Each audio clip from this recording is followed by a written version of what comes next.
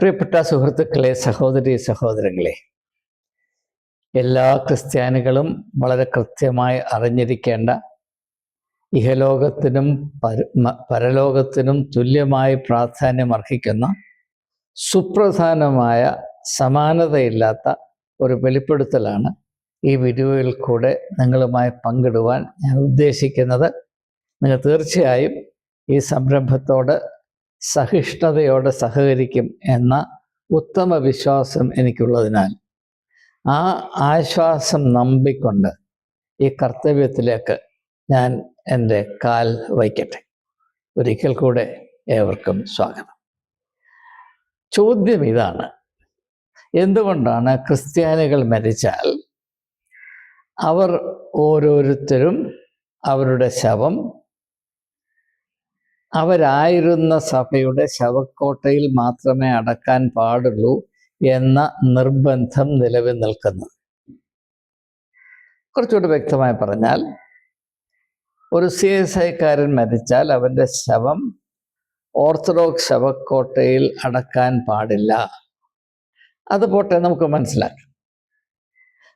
സഹോദരി സഭയായ യാക്കോബ സഭയിലെ ഒരു വ്യക്തി മരിച്ചാൽ അവൻ്റെ ശവം ഓർത്തഡോക്സ് സഭയുടെ ശവക്കോട്ടയിൽ കടക്കാൻ പോലും സമ്മതിക്കരുത്.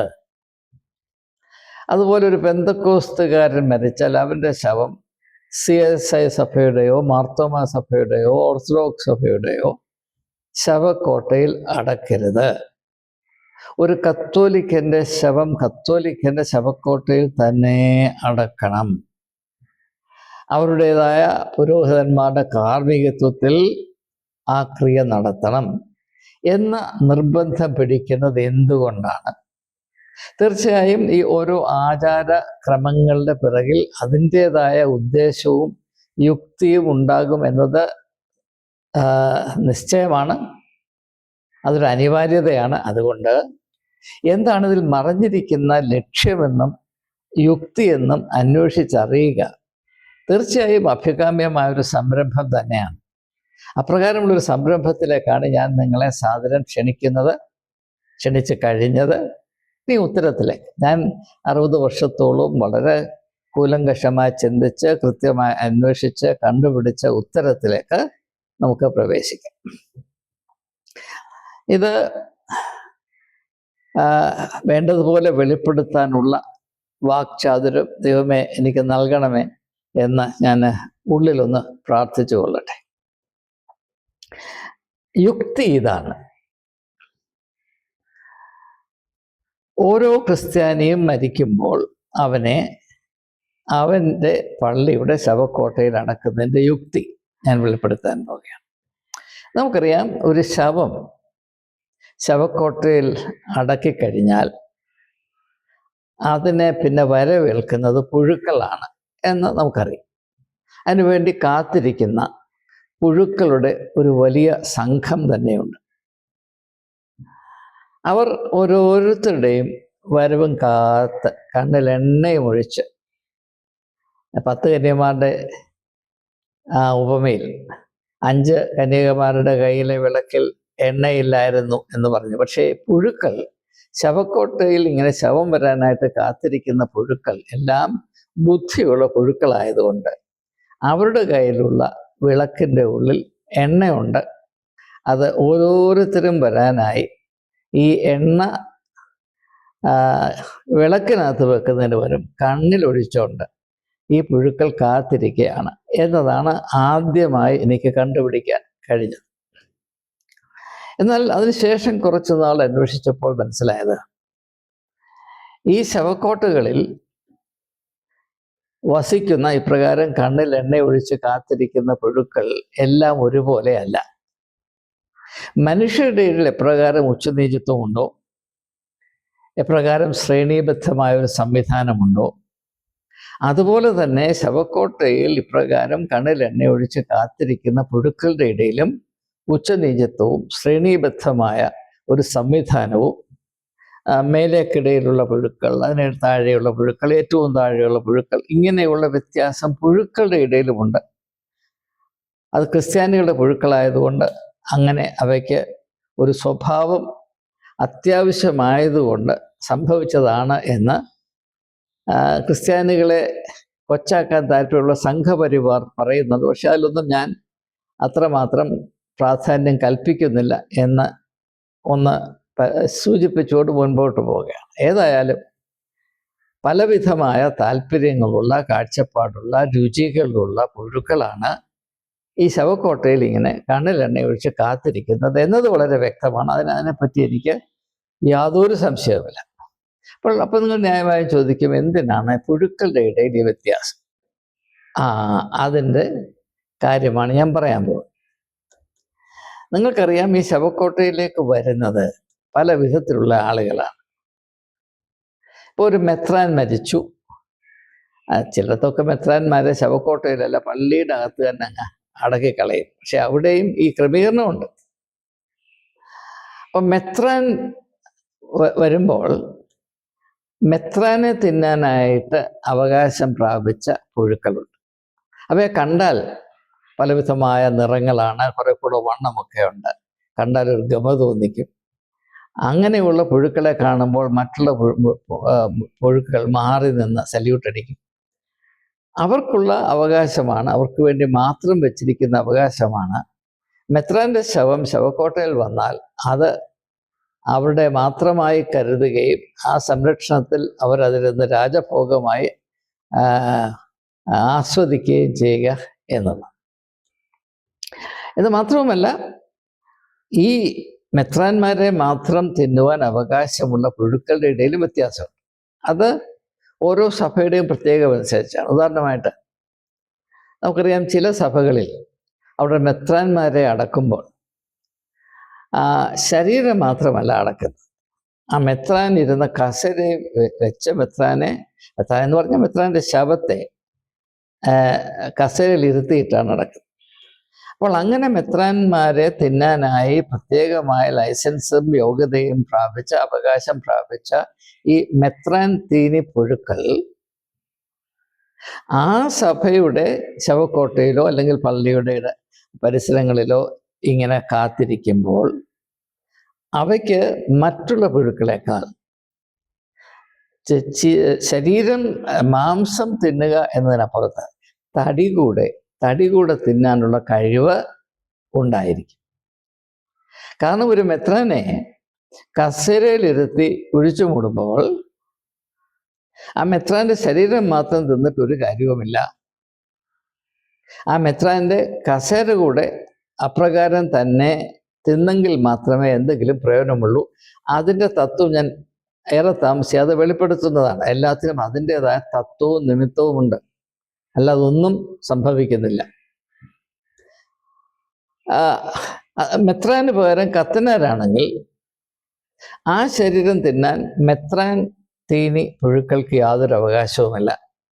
അതിന് പ്രത്യേകമായ പരിശീലനം ലഭിച്ചിട്ടുള്ള പുഴുക്കൾ ശവക്കോട്ടയിലുണ്ട്. അവർ മരിച്ചുപോയ ഒരു കത്തനാരുടെ ശവം അവിടെ വരുന്നു എന്ന മണത്തറിഞ്ഞിട്ട് വളരെ ആഹ്ലാദത്തോടെ തൃശ്ശൂർ പൂരം പോലെ എല്ലാവരും വന്ന് അവരുടേതായ ചുമതലകൾ നിർവഹിച്ചുകൊണ്ടേയിരിക്കും. എന്നാൽ സാധാരണ ഒരു വിശ്വാസിയുടെ ശവമാണ് അവിടെ വരുന്നത് എങ്കിൽ നമ്മൾ ഇതുവരെ പരിചയപ്പെട്ട 2 മെത്രാൻ ശവത്തീനികൾ, കത്തനാർ ശവത്തീനികൾ അവ അടുക്കാറില്ല. അവ മൂക്കും പൊത്തി മാറി നിൽക്കും. എന്നാൽ അതിനായി നിയോഗിക്കപ്പെട്ടിരിക്കുന്ന സാധാരണ വിശ്വാസി ശവപ്പുഴുക്കൾ ആ ചുമതല ഏറ്റെടുക്കുകയും വളരെ സാമർഥ്യത്തോടെ ആ കടമ അവർ നിർവഹിക്കുകയും ചെയ്യും. പക്ഷെ കഥ അതുകൊണ്ട് അവസാനിക്കുന്നില്ല. ഇവിടെ ശാസ്ത്രത്തെ പോലും വെല്ലുവിളിക്കുന്ന ഒരു വലിയ മർമ്മം പ്രവർത്തിക്കുന്നുണ്ട്. അതുകൊണ്ടാണല്ലോ ഇത് ശവക്കോട്ടയിലാണ് എന്ന് സ്ഥാപിച്ചിരിക്കുന്നത് എന്ന് നമുക്ക് ചിന്തിക്കാവുന്നതാണ്. സാധാരണഗതിയിൽ ഒരു പുഴു എന്തെങ്കിലും കഴിച്ചാൽ അത് ദഹിച്ച ശേഷം അത് കാഷ്ടിക്കും. ഉദാഹരണമായിട്ട് നമുക്കറിയാം, നമ്മുടെ പറമ്പിലൊക്കെയുള്ള ഞാഞ്ഞൂലുകൾ, ഈ വിരകൾ, അതിൻ്റെ ശരീരത്തിൻ്റെ വെയിറ്റിൻ്റെ 200 ഇരട്ടി കഴിച്ച് ദഹിച്ച് അത് കാഷ്ടിക്കുന്നതാണ് ഈ കുരിച്ചിൽ ആയിട്ട് നാം കാണുന്നത്. കുരിച്ചിൽ, നിങ്ങൾ ഭൂമിയോട് ബന്ധമുള്ളവരുണ്ടെങ്കിൽ കുരിച്ചിൽ എന്താണെന്ന് മനസ്സിലാകും. അത് പ്രകൃതിയുടെ ഒരു അത്ഭുതമാണ്. ഒരു ഞാഞ്ഞൂൽ അല്ലെങ്കിൽ വര, അതിൻ്റെ ശരീരത്തിൻ്റെ ഭാരം എത്രയാണ്, അതിൻ്റെ ശരീരത്തിൻ്റെ ഭാരം 50 ഗ്രാം ആണെങ്കിൽ അല്ലെങ്കിൽ 100 ഗ്രാം ആണെങ്കിൽ അതിൻ്റെ 200 ഇരട്ടി ആഹാരം ഒരു ദിവസം കഴിക്കും. എന്നിട്ട് കഴിച്ച് അത് ദഹിച്ച് അവന് പ്രയോജനമില്ലാത്ത കാര്യം കാഷ്ടിക്കും. അതാണ് ഈ കുരിച്ചിലായി നാം കാണുന്നത്. എന്നാൽ ഈ ശവക്കോട്ടയിലുള്ള ഒരു പുഴുവും കാഷ്ടിക്കാറില്ല. കാരണം അവർക്ക് കാലത്തിൻ്റെ തട്ടിൽ കാഷ്ടിക്കാനുള്ള അവകാശമില്ല. അവരിതെല്ലാം ഉള്ളിൽ സംഭരിച്ച് സ്വർഗത്തിൽ അല്ലെങ്കിൽ നരകത്തിൽ പോയാണ് അവർക്ക് കാഷ്ടിക്കാൻ അവകാശമുള്ളത്. അതുകൊണ്ടാണ് ഞാൻ മുൻപ് പറഞ്ഞ നിബന്ധന.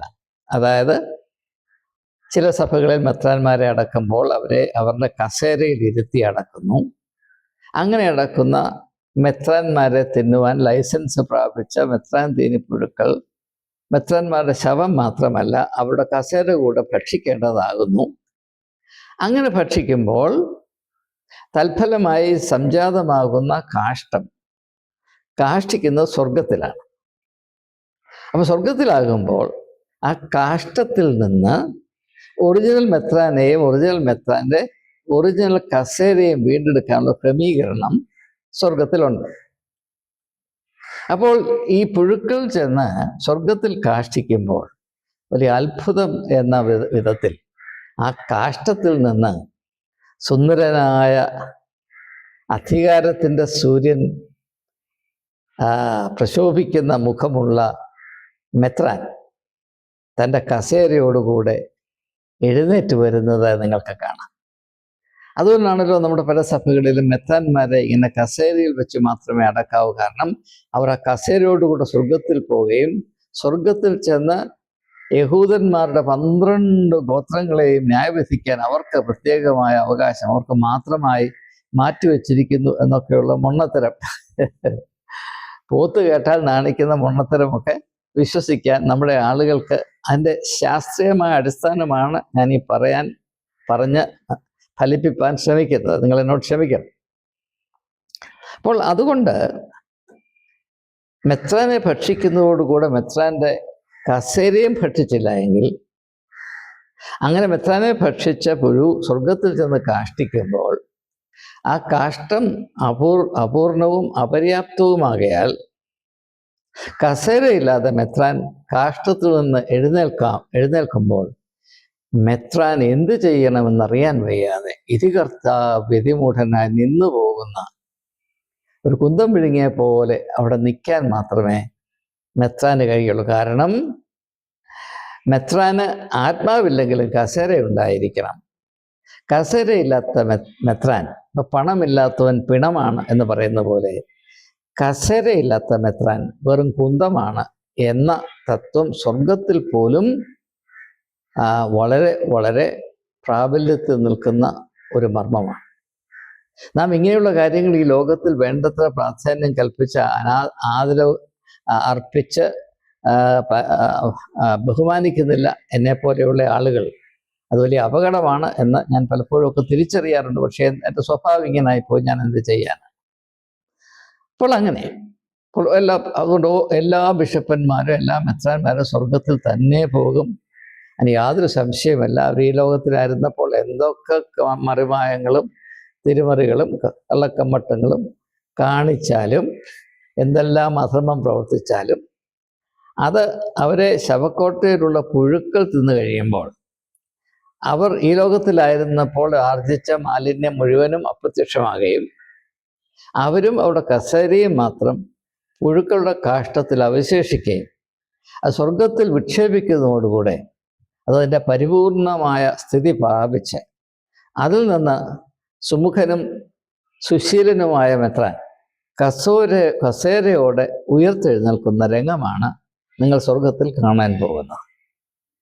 അപ്പോൾ കർത്താവ് യേശുക്രിസ്തു മാത്രമല്ല, മെത്രാനും ഉയർത്തെഴുന്നേൽക്കും എന്ന് ദയവായി മനസ്സിലാക്കി. ഇനി പുരോഹിതൻ ചെന്നാൽ ഞാൻ പറഞ്ഞതുപോലെ അതിൻ്റെ സ്പെഷ്യലൈസേഷനുള്ള പുഴുക്കളാണ് കത്തനാരന്മാരുടെ ശരീരം തിന്നുന്നത്.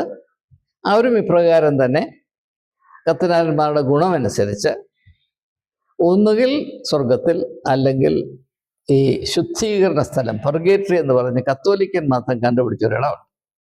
ഇതിപ്പം ഈ ഇൻ്റർനാഷണൽ സ്പേസ് സ്റ്റേഷൻ പോലെ അതിൻ്റെ തൊട്ടപ്പുറത്താണ് നിൽക്കുന്നതെന്നാണ് എൻ്റെ അറിവ്. അവിടെയൊക്കെ ഈ പുഴുക്കൾ ചെന്ന് കാഷ്ടിക്കുകയും അവരുടെ കാഷ്ടത്തിൽ നിന്ന് കത്തനാരന്മാർ ചാടി എഴുന്നേൽക്കുകയൊക്കെ ചെയ്ത് അവരുടെ ഈ ലോകത്തിലെ നടപ്പ് എന്തായിരുന്നു എന്നനുസരിച്ച് നല്ലവർക്കാണ് നേരെ സ്വർഗത്തിലോട്ട് പ്രൊമോഷൻ കൊടുത്ത്, ബാക്കിയുള്ളവർക്ക് കണ്ട് പൊട്ടിയിലൊക്കെ കൊടുത്ത് അവരായിരിക്കേണ്ട ഇടങ്ങളിൽ അവിടെ നിർത്തിയിരിക്കും. അങ്ങനെ കുറേ നാൾ കഴിഞ്ഞിട്ട് നല്ല നടപ്പൊക്കെ ശീലിച്ച് കഴിയുമ്പോൾ ചിലരെ അങ്ങോട്ട് വിടും, സ്വർഗത്തിലോട്ട് വിടും. നല്ല നടപ്പ് പഠിക്കാൻ മനസ്സില്ലാത്തവൻ കുറച്ചുകൂടി ചൂടുള്ള സ്ഥലത്തേക്ക് അയക്കപ്പെടും എന്നതാണ് അന്വേഷണത്തിൽ കൂടെ എനിക്ക് മനസ്സിലാക്കാനിടയായത്. സാധാരണ വിശ്വാസികൾ മരിക്കുമ്പോൾ അവിടെ ശവക്കോട്ടയിലെത്തുമ്പോൾ അവരെ തിന്നാനായി മേൽപ്പറഞ്ഞ 2 തട്ടത്തിൽപ്പെട്ട പുഴുക്കൾക്ക് യാതൊരു കാര്യവുമില്ല. ഈ ശവം അവിടെ വരുമ്പോൾ മെത്രാൻ തീനിപ്പുഴുവും കത്തനാർ തീനിപ്പുഴുവും മൂക്കുകുത്തി ഒരു മൂലയിലേക്ക് മാറിപ്പോകുന്ന, ഒഴിഞ്ഞു പോകുന്ന, വലിഞ്ഞു പോകുന്ന ഒരു വ്യവസ്ഥിതിയാണ് സ്ഥിതി ചെയ്യുന്നത്. എന്നാൽ സാധാരണ പാവപ്പെട്ട വിശ്വാസികൾ ജീവിതത്തിൽ സത്യസന്ധമായും പരിശുദ്ധമായും ഒക്കെ ജീവിച്ച് ദൈവ ഭയത്തിലും മനുഷ്യരോടുള്ള സ്നേഹത്തിലും ഒക്കെ ജീവിച്ച ആളുകൾ അവരുടെ ശരീരത്തിന് ഏതാണ്ട് പ്രത്യേകമായ ഒരു നല്ല സുഗന്ധമുണ്ട് എന്ന് വിശ്വസിക്കുന്ന ചില പുഴുക്കളാണ് അവരെ വന്ന് വളരെ സന്തോഷത്തോടെ സവിനയം ഭക്ഷിക്കുന്നത്. അവർക്ക് നിർദ്ദേശിക്കുന്ന, അവർക്ക് ലഭിക്കുന്ന നിർദ്ദേശങ്ങളനുസരിച്ച് സ്വർഗത്തിലോ വിശുദ്ധ സ്ഥലത്തോ നരകത്തിലോ പോയി കാഷ്ടിക്കും. അതനുസരിച്ച് അവരുടെ കാഷ്ടത്തിൽ നിന്ന് വിശ്വാസികൾ ഇപ്രകാരം ഉയർത്തെഴുന്നേൽക്കും എന്നതാണ് എനിക്ക് മനസ്സിലാക്കാൻ കഴിഞ്ഞത്. അപ്പം അതുകൊണ്ട് നാം മനസ്സിലാക്കേണ്ട ഒരു കാര്യം, ഈ ലോകത്തിൽ നിങ്ങൾ ഇപ്പം എന്തുകൊണ്ടാണ് മെത്രാന്മാരെ ഇങ്ങനെ വലിയ ചക്രവർത്തിമാരെ പോലെ നിർത്തിയിരിക്കുന്നത്? അവരെന്തുകൊണ്ട് കൊട്ടാരത്തിൽ വസിക്കുന്നു, വലിയ വലിയ കാറുകൾ സഞ്ചരിക്കുന്നു, അവർ വലിയ മന്ത്രിമാരുടെയും കേന്ദ്രിമാരുടെയും തോളുരുമി നടക്കുന്നു? അവരുടെ ശരീരത്തിന് തന്നെ വല്ലാത്തൊരു മണമാണ്, തിരുമേനിയാണ്. അവരുടെ ഓരോ വാക്കുകളിലും ഏതാണ്ട് പ്രത്യേകതയുണ്ട്, കൽപ്പനയാണ്, കൽപ്പടവുകളാണ് എന്നൊക്കെ പറയുമ്പോൾ അതിൻ്റെ പുറകിൽ ഒരു വലിയ, അതായത് ഈ ബ്രഹ്മാണ്ടത്തെ മുഴുവനും ഉൾക്കൊള്ളുന്ന മർമ്മമുണ്ട് എന്ന് മനസ്സിലാക്കുക. അത് മനസ്സിലാക്കാനുള്ള കഴിവ് മനുഷ്യനില്ലെങ്കിൽ ശവക്കോട്ടയിലെ പുഴുക്കൾക്കുണ്ട് എന്നാണ് എനിക്ക് നിങ്ങളോട് പറയാം. അതുകൊണ്ട് കഴിഞ്ഞ കാലങ്ങളിൽ ഞാൻ മെത്രാന്മാരെ അവരുടെ ഈ രാജ്യത്തെ നടപ്പനുസരിച്ച് ചില കാര്യങ്ങൾ വിമർശിച്ചിട്ടുണ്ട്. ഞാനതിൽ ആത്മാർത്ഥമായി ദുഃഖിക്കുന്നു. അവരോട് ഞാൻ മാപ്പ് അപേക്ഷിക്കുന്നു. ഈ ശവക്കോട്ടയിലെ പുഴുവിൻ്റെ വിവേകം എനിക്കില്ലാതെ പോയതുകൊണ്ടാണ് ഞാൻ ഇപ്രകാരം അറിയാതെ ചില കാര്യങ്ങൾ പറഞ്ഞു പോയത്. നിങ്ങൾ ദയവായി എന്നോട് ക്ഷമിക്കണം. എന്നാൽ ഈ ഒരു വലിയ യാഥാർത്ഥ്യം ക്രിസ്തീയ സമൂഹമാകവാനും തിരിച്ചറിഞ്ഞാൽ അവർ മര്യാദയോടെ നടക്കുകയും സഭ ദൈവത്തെക്കാൾ വലുതായി സ്ഥാപിച്ചിരിക്കുന്ന ക്രമീകരണങ്ങളോട് സാഷ്ടാംഗം വീണ് നമസ്കരിച്ച് ശരീരത്തിന് തടിക്ക് കേടില്ലാതെ മറുലോകത്തിലേക്ക് പോകാനുള്ള ഒരു യോഗ്യത പ്രാപിക്കുകയും ചെയ്യും എന്നത് ഈ 60 വർഷത്തെ റിസർച്ചിൽ കൂടെ ഞാൻ കണ്ടുപിടിച്ച ഈ വളരെ എന്താ പറയുന്നത്, പ്രാധാന്യം അർഹിക്കുന്ന, ഇതിനോട് സമാനതയില്ലാത്ത ആ ഒരു മർമ്മം നിങ്ങളുമായി പങ്കിടുവാനിടയായതിൽ ഞാൻ സന്തോഷിക്കുന്നു. ഇത് നിങ്ങൾക്ക് ഏവർക്കും ആത്മീയമായ പ്രചോദനം നൽകും എന്നത് ഉറപ്പാണ്. അപ്രകാരം തന്നെ ആയിരിക്കട്ടെ ഇപ്പോഴും എപ്പോഴും എന്നേക്കും എന്നാശംസിച്ചുകൊണ്ട് ഈ ഉള്ളവൻ തൽക്കാലം വിരമിക്കുന്നു. എൻ്റെ ശരീരം കാത്തിരിക്കുന്ന പുഴുക്കളോട് എനിക്ക് പറയാനുള്ളത്, നിങ്ങൾ ദയവായി അല്പം മര്യാദ കാണിക്കണം. ഞാൻ ഈ ലോകത്തിൽ ഇഷ്ടം പോലെ കഷ്ടപ്പാട് സഹിച്ചവനാണ്. ഒരു പുരുഷായുസിലെടുക്കാവുന്ന ഭാരത്തിൽ കൂടുതൽ ഞാൻ എടുത്തവനാണ്. ഞാൻ നരകത്തിൽ കൂടെ സഞ്ചരിച്ചവനാണ്, തീയിൽ കൂടെ സഞ്ചരിച്ചവനാണ്. എന്നോട് അല്പം ദയ കാണിക്കണം, അപേക്ഷയാണ്. നമസ്കാരം.